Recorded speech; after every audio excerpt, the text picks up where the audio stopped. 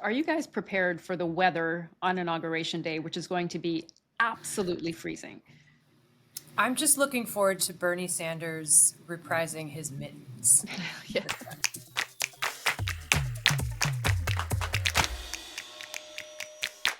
It's going to be an interesting day. I mean, for me, I think it's going to be so different from when he took office in 2017, right? I mean, that inauguration day was very much marked by his American Carnage speech. This American carnage stops right here and stops right now. There was a lot of people who were protesting. We saw those pink hats from all the Women's March. And it's a very different vibe in Washington this time around. It feels a lot more celebratory. A lot of, corporate America has shown up and poured millions of dollars into the Trump campaign, the Trump inaugural committee, excuse me. So I think it's going to be a very different vibe this year. What do you guys think? Oh, for sure. And the fact that you're also seeing this incredible lineup of tech CEOs. I know we've talked about the incoming administration's tech policy in the previous pods, but the fact that you're going to have on the dais where President Trump is Sundar Pichai of Google and Mark Zuckerberg and Elon Musk and Jeff Bezos, that just goes to show how different this inauguration will be. And in fact, even the administration and the presidency too, when he was entering the office in 2017. And you do get the sense also that there's a bit of a muted attitude here in Washington, D.C. as well. Washington, D.C., a liberal city. And I wasn't here in 2016 into 2017. I know, Caitríona, you were, and Courtney as well. But, it feels like the vibe itself of that resistance, if you will, to Donald Trump is very different, also in part because of his decisive victory in the election. I think as well in 2017, you had in this city anyway, a whole pile of people who'd been here for 8 years with the Obama administration. The Democrats were used to kind of running the city for that length of time. They were so taken in shock, caught off guard by the election of Donald Trump that upset and that anger was kind of coming from a place of surprise and shock. Whereas this time around, the Democrats have only been here for 4 years under Joe Biden, and they came in on the back of a Trump presidency. So the town has been very mixed for those 4 years. And the whole time that Joe Biden's been in office, and definitely for the last 2 years anyway, Donald Trump has been there, bubbling away, simmering away, very much a part of the scene, not ceding the limelight or the control in kind of any way of the focus to the sitting president, Joe Biden. So he's been part of the conversation in a way that he wasn't running into the 2017 inauguration. But I was on the Capitol steps that day. And again, it was a really cold day and I had all those hand warmers and foot warmers. But what we did see were a lot of protests, which I haven't heard as much about protests being organised this time around. And we saw a lot of scuffles. We saw a lot of people arrested. And actually the coverage in the days after the inauguration was about people appearing before court hearings here for Democrats and anti-Trump protesters who had been arrested. And of course, we had that famous crowd size issue about how many people were on the National Mall. And we'll have to wait and see how many people will be here this time around. I suspect there will be a lot more, notwithstanding those below freezing temperatures. What do you guys think?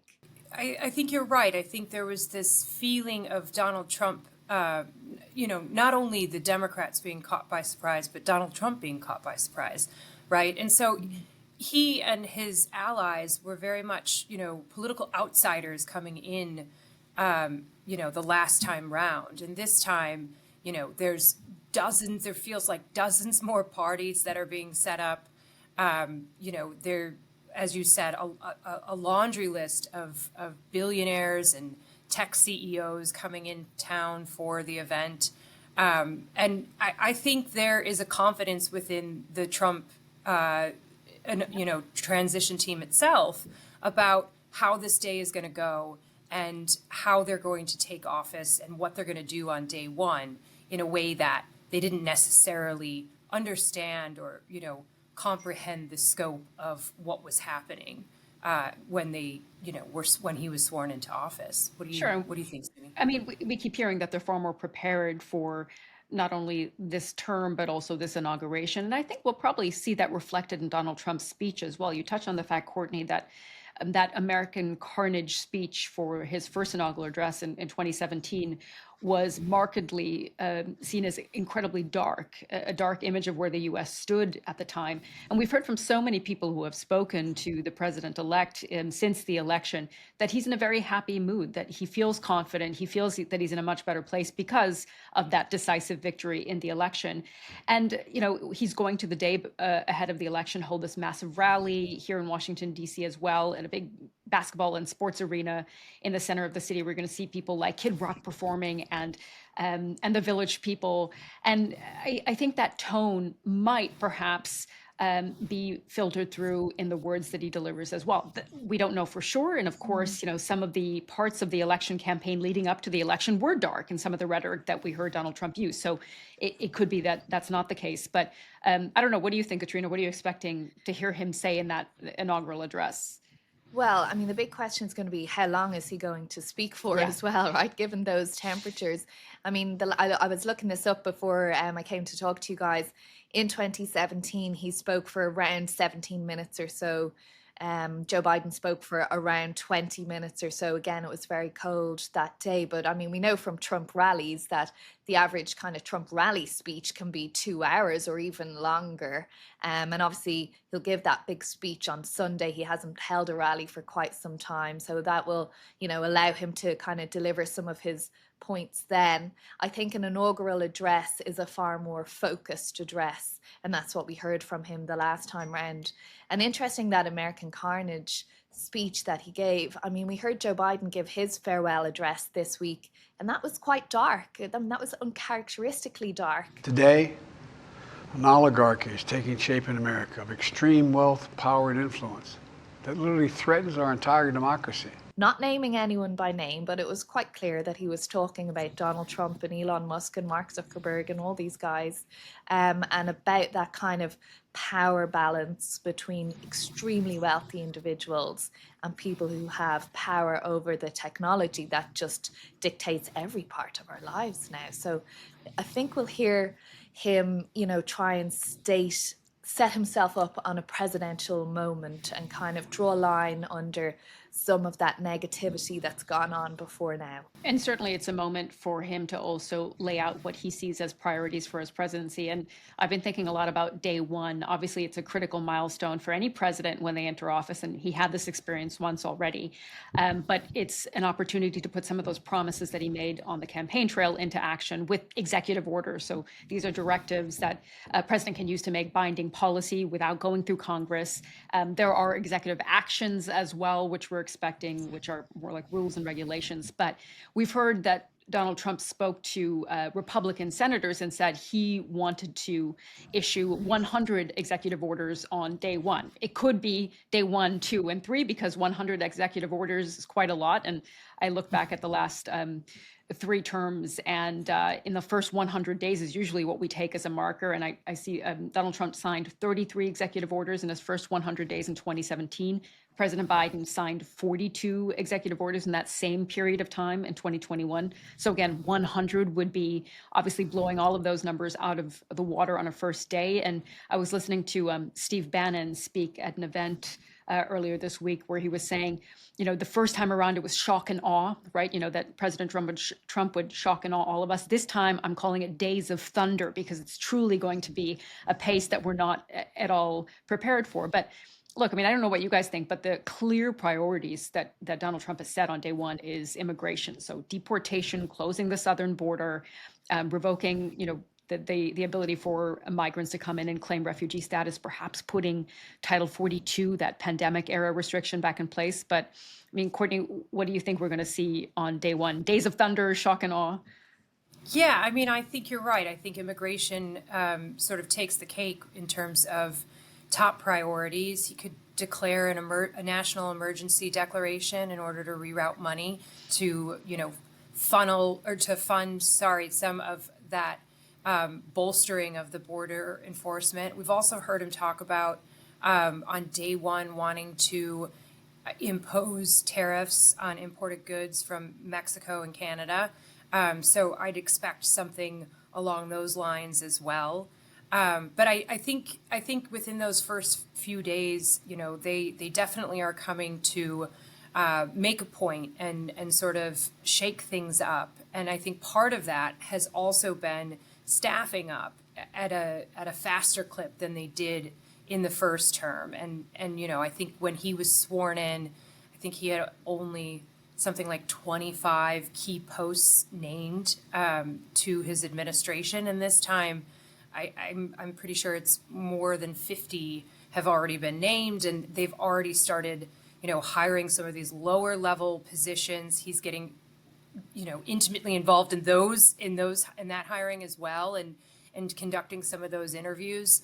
And part of that is just making sure that they're, maybe a more well-oiled machine than they were in that first administration to try and enact some of these policy priorities right away. Yeah, I totally agree with you there. I think I'm going to put my neck out here and say I think he can do 100 executive actions in those first couple of days. I think because a lot of people outside of President-elect Trump himself have been thinking about this moment for a long time.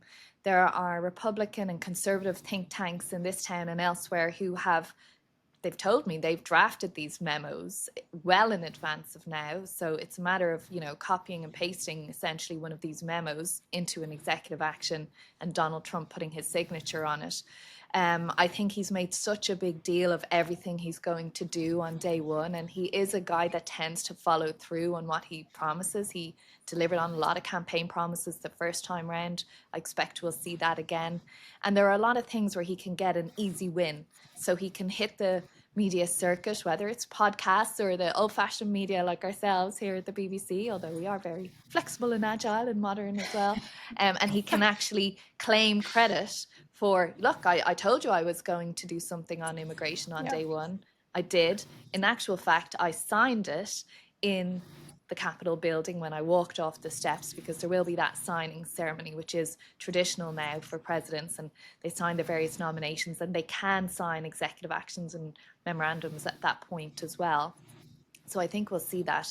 The question is, signing executive actions and presidential memorandums is one thing, translating it into action immediately is another thing, and potentially takes other people. So, the one that he, as you made the point there, Sumi, the kind of signature one about the mass deportations and the immigration, we've heard from so many people working in that area that it's physically not possible to identify, arrest, detain, and then deport those numbers of people on that one day. And we've even heard from President-elect Trump and some of the key people around him kind of row back that it's not going to be every single person, that they're going to start with people who have criminal records and so on that are already in the system. But I do think he's a guy that likes superlatives, he likes wins, he likes big numbers. So we can expect that Fast and Furious type of vibe next week. Yeah, indeed. And he also likes that short-term return, doesn't he? And to your point, Caitríona, some of the stuff will indeed take a bit longer. I mean, he's talked about bringing down prices for Americans. That was the driving issue for many voters in this election cycle. And in interviews after the election, he did say that it might not be possible to bring down those grocery prices. I think he said, once they're up, it's hard to bring them back down. He's talked about eliminating some federal regulations as a way to go at those grocery prices. But, the effect of eliminating those regulations until they get to actually lowering prices, that's a much longer time period. So to both of your points, he's going to be looking for some of those quick and easy victories. What I'm curious to see is one of the more controversial promises that he's made, which is to pardon some of those January 6th rioters. That's something he has promised. He's been questioned on this repeatedly, and he's kind of, been a bit vague about what he would do. He said, of course, he would pardon J6ers, but when asked about those, for example, who'd been involved in violence against Capitol Police officers, he hasn't exactly answered that. So I really wonder what we're going to see from him on that. And as you said, Caitríona, there are people who have been working on some of these memorandums and orders for 4 years, literally since the last election. They believe that Donald Trump would be elected again, and that some of them would believe that he didn't lose the 2020 election, which we know was not the case. But very curious to see how quickly all of these get worked through. It's it's interesting that you bring up the January 6th pardons as well, because that's something that I had written down. Because I think this day is going to be so interesting in that it is part of his his plan to try and reshape the narrative around Donald Trump. Right? There's a sense of vindication here that I think we'll get in the speech, but it's about sort of reclaiming his story, right? And it'll happen at the same time as we have Joe Biden, who is a man who staked his presidency on trying to abolish Donald Trump, and now he's ending his presidency with Donald Trump's return to Washington. So this is, you have these two competing narratives happening at the same time, these two men who are sort of connected in a way. Their legacies are connected, and I think the January 6th thing is a big part of that story, especially considering where the sentiment was in the Republican Party about Donald Trump just 4 years ago. And so with his return to the White House, I wonder if that's going to be one of the things we see first in those first couple of days. And I wonder, in fact, may he do that within the Capitol building in those minutes after? Because, I mean, the symbolism of doing that in the place where, those crimes were committed, that those people have been convicted of, reversing that and pardoning those people in that place would be really so symbolic about, trying to achieve what you're talking about, Courtney, there. But you mentioned Joe Biden, and I know this is the path to the presidency, but maybe let's talk about the path out of the presidency for a quick minute. And Joe Biden, his last few days in office, not just as president, but in public office, he's held various offices for 50 years, senator for 36 years, vice president for 8, and now president for almost 4. And he has said he will go to the inauguration, which we know Donald Trump didn't go to his inauguration. And he'll be there to witness that handover, that transition, the peaceful transition of power. And then he and Jill and the outgoing, as she will be then, Vice President Kamala Harris and Doug Emhoff will go out the back door. It's usually done quite kind of discreetly and quietly, isn't it? They go out there and get into a helicopter and then go to an airfield and get on an airplane and head off, usually for some sunshiny holiday, and get out of Washington while their belongings are removed from their properties and the new families move in. But I'm just wondering, I've been thinking a lot, particularly this week as we had the speech from Joe Biden, about what will he do next? Where will he go? He has spent almost, so much anyway, of his adult life in elected office, and now he's facing into kind of the unknown. I think there's a sort of bitterness there too, as well, in terms of, this isn't just him ending his presidency. This is the capstone to his career. This is his legacy of 5 decades of service, and it ended in a way that I think he didn't expect or want it to. He was pressured by members of his own party to step down from the campaign. And I think he's spent the last, remaining months, trying to tie up some legacy pieces. He got the hostage deal that he wanted just in the nick of time. But I think he's also thinking about, what will be said about him in the history books. And we heard a bit of that in his farewell speech. It will take time to feel the full impact of all we've done together. But the seeds are planted, and they'll grow and they'll bloom for decades to come. It didn't necessarily go the way he wanted, but I think he hoped that some of the legislative achievements and policy achievements will be felt later on. Some of those infrastructure projects that he sees as really key to America's future, things like replacing lead pipes and making sure there's broadband internet access across the country, that the effects of those will be felt down the road. And I'm sure he's hoping that he will be given credit for that down the road. But it really strikes me what discord there is, often it seems, between President Biden and his image of his presidency and how the American people feel. If you look at the polls, ever since the withdrawal from Afghanistan, he's been a deeply unpopular president across the board. And, of course, he has had some support from Democrats. But as we went into this election year, we saw that support ebbing further and further away, in part and perhaps in large part because many Americans saw him as too old to be able to run. But I found it interesting. I think it was last week that he had said in an interview that he still believed he would have beat Donald Trump in the election, and then said that he might not have been able to serve the entire term. So two contrasting thoughts there. But it does seem that the Bidens, and I would say the First Lady Jill Biden as well, see his presidency as a great success in achieving some really progressive agenda items. What was wanted from, in particular, the progressive part of the Democrat Party, but also a platform that would serve everyday Americans as he had promised. And yet he's leaving office with such low popularity levels. And, both Democrats and Republicans perhaps looking back, wishing things had been different. And if you speak to Democrats, many of them who I've spoken to anyway, are kind of angry with him that he didn't step aside earlier. Or, he spoke when he came into office about being the bridge, i.e. to the next generation, and he wasn't, and, trying to seek that second term until he stepped aside. A lot of Democrats feel that he's actually left the party in quite a weak position. They're kind of listing a bit. They don't have an obvious leader. They don't quite know how are they supposed to come up against President-elect Donald Trump and the Republicans on Capitol Hill. Are they supposed to have a hard resistance and say everything they do is terrible and awful and bad?